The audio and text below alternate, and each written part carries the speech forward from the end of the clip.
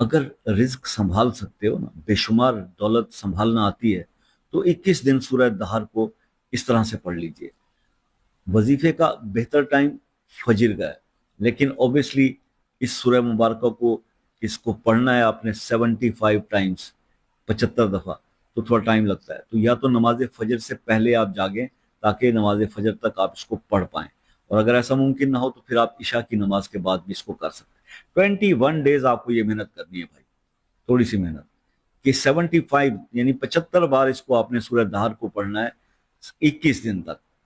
یا تو فجر سے پہلے کا ٹائم رکھ کے تہجد کے بعد اس کو کر لیں، اور یا پھر عشاء کے بعد کر لیں اس طرح۔